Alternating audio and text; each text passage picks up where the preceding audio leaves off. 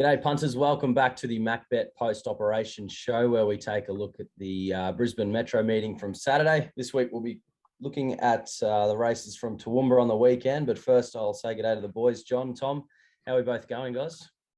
James, really good. Hot, but it's going to be depending on how this, if this rain stays away, how this week's going to pan out as far as wet goes, that's for sure.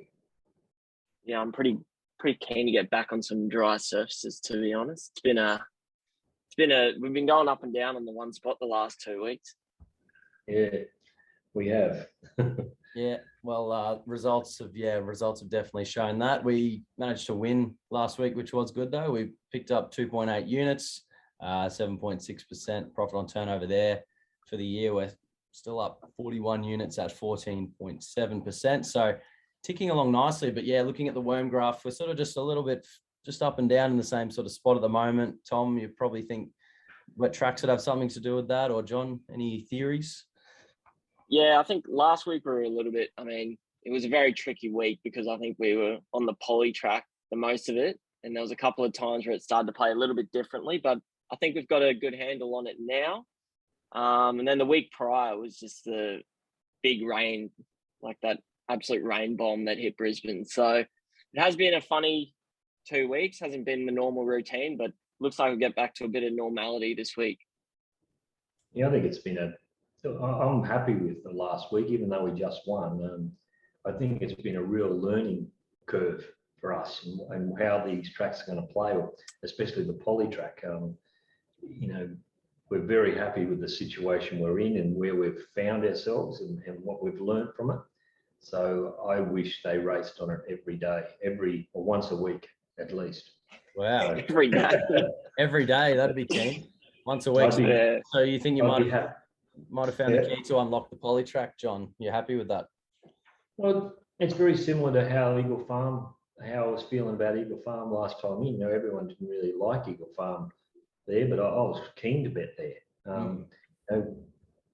If you find something, that you like about it, and you've got to spend a lot of time about it. I heard a story about Shane Warne on a plane going to the West Indies or somewhere like that, and there was some bloke, I don't know whether it was Gale or someone, just flogging him around the park, and he just stepped down the wicket, hit him back over his head all the time. And he said he sat there for a couple of hours trying to work out what his tell was, and he finished up. He sort of said every 12th or 13th ball he would charge him, but every time he looked down to his shoelaces, he wouldn't charge. So if he didn't look at his shoelaces, he charged. So that was the tell, and it's the same thing with tracks. It's all about the tell and what they tell you, and going back and reverse engineering everything. And one of those things you can do is with this track and try to work out what's going on and what type of horses are winning. So very, very sad news about Shane, but it's with a lot of things, and he was a stickler for, by the sound of it, of not copping defeat and trying to get into the other person's head. And that's what you've got to do with a lot of things. Absolutely, yeah. It was unbelievable news on the weekend. Felt like a bit of a Steve Irwin situation. I didn't really want to believe it, but John, you're in luck. We've got Sunny Coast Poly on Friday coming straight up again. I know you want them to race every day, but we get one this week. Ipswich tomorrow. We'll have Eagle Farm and the Gold Coast Saturday, and yeah, Sunny Coast again Sunday. Eagle Farm, how long have we been off that track now? Yeah, 2 months. Fair while, yeah. I think it was mid-December was the last meeting we had there. So what's that? Oh, it's 3 months then. And do we know what they've done to the track, and what you guys how are you feeling about the return? Well, again, it's another track. It's a track that you've just got to learn from, and I'm expecting good things. As I said, I didn't mind betting on it previously, so I just hope they haven't fixed it totally as far as it's. I think I knew what to do on it, and I'm just hoping that there's still a few tells in Eagle Farm, but looking forward to getting there. They've helped out a group of us there, a few punters and all that sort of stuff, and they're trying different things, and it's good to see the BDC doing it as well. Yeah. Talking about racing community, we've got the Discord app now sorted with the MacBet group. Bit of that was a bit of a learning curve as well. Last week we had the poly track and the Discord. There was a few nervous moments there, a couple of stray messages going in the wrong chats, but I think we've all got it worked out well enough now. The chat's flying, and guys, those of you who aren't aware, we have moved across to Discord. I've just got all the paid up subscribers in there at the moment, but we're going to open the floodgates to anyone who wants to get in there and get some free tips and info. Keep up to date on all of our latest video and access any giveaways. Just general, general shit chat, isn't it? It's good. Yeah, general banter, I reckon. Plenty in the general, I wouldn't mind it. The general chat. We're trying to get a few different people tipping in there, sharing their stuff. I think we had Mark Arundel sending his greyhound tips in there. I think he went none from two, but good to see. Good to see just, something different. It's good. Yeah, hopefully. It is good. A few winners too on there with the NRL. Absolutely, yeah. And Brody went really good as well. The free Rose Hill mail. He went 2 from 2 there.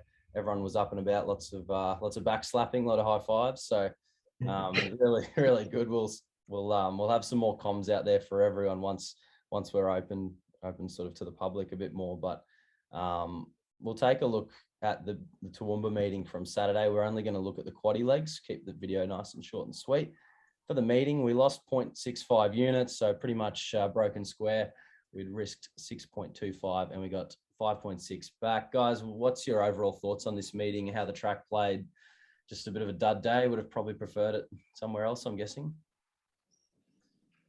Tom? Yeah, well, it was my first time going out to Toowoomba. It's a beautiful place in the world, that's for sure. But driving out there an hour and a half and then 10 races and then hour and a half back, it was a big slog. And I guess given that it was the last 2 weeks, trainers have struggled to work their horses, and getting a late transfer to Toowoomba is probably not a bad result, only losing the half unit or whatever it was. I think the races I did probably could have been a bit more. I was probably a bit too trigger happy on one race, and I probably could have been a bit more confident in the other, but that's the way it panned out. That's racing. Yeah, I just didn't like the meeting at all. It seemed very tricky, even watching it the whole way, trying to work out where they're going to come from and what type of horses you wanted to be on. So I was very, very negative going through the whole day. I was sort of, I grinded out a very small win, but it was a tough day, that's for sure. Absolutely, yeah. Well, all the units were out at the sunny coast and all the winners were down at Rose Hill. So it was an unusual day, but we'll be back in 1 second to get the previews going, get the review going, starting with race 7. Race 7 at Toowoomba from Saturday. We had a couple of bets in the morning. We had 1.5 units on Rich Lister at BSP, and we had half a unit on Mischief Managed at the $7 quote. Go Onegie and Winside dead heated this race. Tom. Yep, this was an interesting race, and I was always happy to bet into it. I thought the gear and runners would go forward and they wouldn't carve each other up in front, and they end up going slow. I think it was 1.3 lengths slow to the 600. Winside, your dual winner, eventually there in the white cap with the red and yellow silk sitting outside the leader, getting the perfect run in the race. I just thought that Winside was going to have to make a big class jump here off some Toowoomba 1,000-metre runs going up to the 1,100, was going to be a bit susceptible late, which is why I kind of saved on Mischief Managed. I thought it would have the class over it to get past it. Eventually it couldn't get past it. Winside's improved here. I know it's got favours in front, but it has taken a nice class jump here. My primary bet in the race was going to be Rich Lister. Thought he was going to settle on that second or third pair in the proven thoroughbred colours. And I just thought coming off that first up run where he was held up for the majority of the race there at Doomben in a no Metro wins race, he'd just have a turn of foot that would be able to blow this field away. And I know visually probably wasn't too impressive. He was off the bit very early and wasn't really looking to travel, but he's probably gone okay here. I guess the run of the race here was Go Wanji and probably run of the meeting for mine. The sectionals that he's run off from the back of the field there were just something to behold. I know he hasn't been out. He's dead heated here, but it's probably a good thing licked given the way the race was run. In the yard, he had a stack of improvement. He started to sweat up quite profusely. He was on the toad. I didn't see that at all from him last preparation. So it's quite astounding what he could achieve this preparation given the circumstances here on Saturday. Winside's taken a nice class jump. Rich Lister, I'm not sure what to say with him. I guess he's just been beaten by two pretty good horses, and that I've definitely underrated, that's for sure. The fifth runner, Prairie Fire, it looks really nice in the yard, continues to parade nicely. Perhaps it can win a race somewhere this preparation, but it's a hard horse to place with its handicap rating. And from the others, I guess Smart Image, it had improvement in the yard, and the sectionals were against it. It's worked home nicely as well, and it can win a race this preparation too. You know, I haven't got much more to say. Go Wanji just huge. But the only problem with Go Wanji is can he hold a position when he gets into these bigger races? Because he's running past horses that, as you said, Winside's a Toowoomba horse, and Mischief Managed probably struggles around 1100, 1200, definitely pulls it up. So 1100 was his limit. And, he's gone straight past Rich Lister, and, the rest of them are pretty ordinary horses, or, a couple of them are fresh. But when he steps into the big boys, given those horses 5-6 length start, it might be too much. But if he can given him 3, well, he's a chance. So I think it's going to be very important going forward to work out, what type of speed he's going to be able to show out of the gates, if any. And that's going to be, what his position where we put him on the map is going to be all important when he steps up in class. Yeah, this was 1100, so he's probably going to have races aimed at in the carnival, probably around that 1350, 1400 meter mark. Those will be his grand finals, but he is such a big horse, and it's no surprising that he can be a bit tardy out of the gates. Race 8, Toowoomba, not a betting race for us. Prince of Boom got the cash here. SP'd $7.50 for a Heathcote. The 440. Yeah, this horse has gone like a bomb. I was very sceptical whether he could come back just because he had a throat op. And, 50-50, it's probably worse than that, that a lot of them don't come back. But what he did, he went forward, got over, ran time, ran good last sectionals. And if he holds this sort of run, they won't beat him at the coast. It's just a matter of whether he can hold this. If you didn't know anything about the throat op, you'd say just bet. But they can go off and just be gone. One day they're good, and the next day they're gone. So it's going to be a very tricky sort of situation. When he does go to the coast in a couple of weeks, because you're going to want to back him, but you're going to be very wary, and so you don't want to back anything to beat it. So that's the problem. Ridiculous. It's another one with a little bit of a breathing problem, but they let it run, and that's the best thing they can do with those type of horses. And he's fought on quite well. I hope they do the same thing with it in the next start. Just let the horse run a little bit and just see if it can hold on. Blackjack Boom, disappointing, but he did come on the better part of the track the other day, and we were sort of against him. The market went totally against him and got out to about where we had it. Legal Spree, disappointing horse. Thought it would come back. Well, I thought it did come back really good, but he's just plugging to the line, battling away. That's about all. And one thing, you just got to. What are you going to do with Prince of Boom? I don't know what to do. What do you think, Doc? Yeah, last preparation when he got, the Star Tonte's form looks pretty good now. His coat just wasn't quite there last preparation. When he stepped into the yard this time round, it looked $1 million, and I just thought he was the best walking horse in the yard. I was a little bit burnt after the last race, so I'm glad I didn't bet into this, because if I knew that this horse had a throat op, I wouldn't have gone anywhere near it. But now that I've found that out, kind of glad I didn't know that. It's a funny race though. Like the market really came for Zuma California late. He's almost started favourite here, $5.30 on Betfair. The blinkers came off after he was a bit fresh there at Caloundra. I know he's caught 3 wide off the track here in this race, but he's put 2 ordinary performances in now this preparation, Zuma California. So I don't know where they go with him. And the other big disappointment was Self-Indulgent. Just didn't show up. It was a funny race. Race 9 at Toowoomba from Saturday. We had a unit on Vinco here at Betfair SP. We had 0.25 units on Run for Glory fixed at $14. Both bets were in the morning. Vinco got the money. Yep.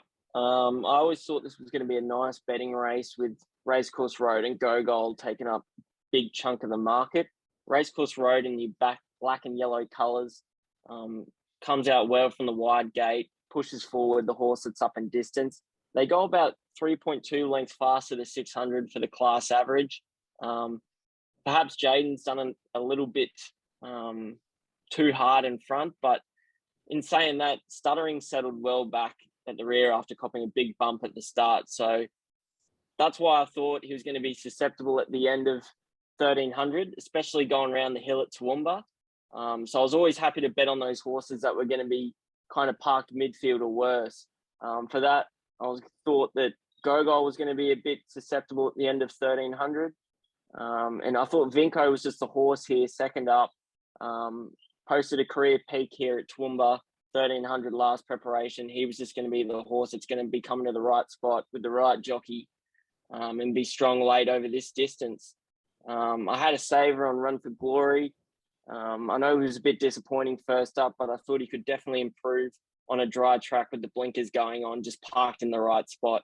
I know he's been caught in that second pair, third pair on a hot speed, but he's kind of just plugged home.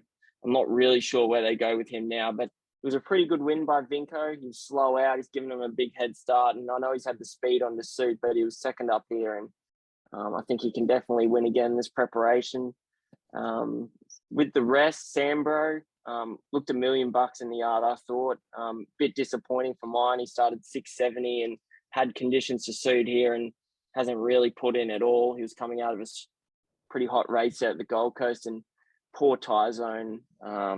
Not sure where they go with him with his handicap rating. The weights just caught up with him after that Stradbroke handicap win. Yeah, I was very, very concerned as they come out of the gate when Vinco was back last, and then all of a sudden he started hunting. So he's really hunted through a pretty quick sectional. You know, they've gone out quick, and he's had to work pretty much the whole way. You know, he hasn't really let up on him. So when he loomed about here, I thought, is he going to peak? But he kept on going. You know, I don't think the old Vinco would have done that or last preparation. I thought, from memory, I thought he was a bit of a horse that just sitting behind him and get a nice suck and just go bang. Whereas this one, he's had to make a long run, you know, so he's come back probably a better horse, I would say. It's just a nice run. You know, the only thing is, I'm just looking at his sectionals, you know, he's ranging from about the 22nd to the 44th best sectional from the 800 to the 200, you know, so they have walked a line. You know, they haven't done too much. So, you know, but as I said, he worked the whole way, and it's a solid win. But just looking at those sections, that worries me a little bit. Race 10 at Toowoomba. We didn't have a bet here in the morning or from the yard. Tumbler Ridge got the money. It paid $9 in the Purple Silks. Yeah, I'm really disappointed in how I handled this race, because I thought the horse trialled really good, Tumbler Ridge, and last preparation he went good, fresh, and he was a bit new in the yard. And I think, Tom, you said he looked all right, didn't you? Yeah, exactly. Last preparation, he always kind of looked like he needed the run, and we kept saying that. And every time we saw him, we're like, oh, is this just him, or does he need another run? And it was surprising to see him first up in the yard. Look, I know he's a kind of a barrel of a thing, but he definitely looked fitter than any run that he had last preparation, that's for sure. Yeah, so, you know, that's the thing. I was very concerned with Shamrock Lou getting the distance. So that was one I was sort of half interested in betting against. And then Tremonto, I didn't know what to do with it. So I was sort of half tipping it, but half wanting to try to find something to beat it. And Bad Barista, I was keen to bet against it because I thought it was disappointing the other day. In Gear was shorter in the market, but blew right out, and it couldn't win, I didn't think. Big Bad Bruce, I just didn't think it was actually well in this sort of race. So, you know, you're really left with Montenegro Man, which I thought definitely had a chance, and I thought Dr. Why Not may be able to get to the position that it was in, you know, first or second, and be there for a while. And it's a matter of what you do with Tremonto. So then the only other horse that, you know, you could back was Tumbler Ridge, who he has peaked in this rating. You know, he's jumped on our figures probably about a length and a half on his best run. So it was just hard to get him there where we mapped him, and that's what was stopping me. I think we had it about $14 around that mark, and if I had him 9, I would have been betting and backing a few, Tumbler Ridge, Montenegro Man, and, you know, probably both those. But I just couldn't get Tumbler Ridge short enough, and it was just a pain race for me. So yeah, that's about all. It was a funny race. Like, I know I've said that a million times on this video already, but the market really did come for Bad Barista. Perhaps they knew with the blinkers back on, they were going to go forward. But that Doomben form that it brought with when it beat Peroni just has not stood up at all since. I know he's gone pretty hard in front here, but he's got to chink this horse, and I've had enough of him. Tremonto, as you said, he's got a big chink now. It's hard to see them turn its preparation around. And again, Montenegro Man, I was surprised it started at $11. I know it was a bunch finish at Doomben at his previous run, but when he stepped into the yard, he looked a really nice horse. Coat was gleaming, walking well, at his top fitness-wise, and I was surprised he kind of did start $11. And yeah, as John said, the market really did come for Shamrock Lou as well, and he was able to get the perfect run suck in behind him and wasn't able to get the job done. But yeah, it'll be interesting to see where they go with Tumbler Ridge this preparation. It looks like he's returned in good order. All right, that concludes our post-operation analysis of the races from Toowoomba on Saturday. Like I said earlier, a little bit of a small losing meeting for us, but a few lessons learned there. Guys, what's the runners to follow out of this one? We'll start with you, Tom.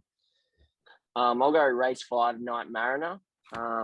No, sorry, not Night Mariner. I'll go Isabella's Spring. Was second up there, got caught in an awful position, was a really terrible ride, I thought, and just come home in some pretty slick sectionals. Drop back in grade somewhere, hopefully with a rider change, should be winning. Johnny. Yeah, I was going to give him the same one, but I was going to throw in Dealmaker as well. So Dealmaker and Isabella Springs, for me, I think they went really good. I think Dealmaker, you know, he raced a bit closer, which I think, Tom, you were thinking it would anyway, but the sectionals were very good. So I want to be on both next time. All right. Well, you've both lined up there on Isabella's Spring, and then, yeah, Dealmaker's in the mix as well. Hope everyone's enjoyed watching the show today. We've got a massive week ahead of us. Ipswich, Bow Desert, Eagle Farm, Goldie, and Sunshine Coast. Make sure you get onto our website, guys. Get yourself a weekly or a monthly subscription to tip sheets or the platinum sheets. You'll get all the yard comments, the chat, the group chat now as well. And yeah, you can follow every recommended bet from the team. But thanks for your time, guys. We'll hear from you very soon. Beauty. Thanks, boys. Thanks. Thank you.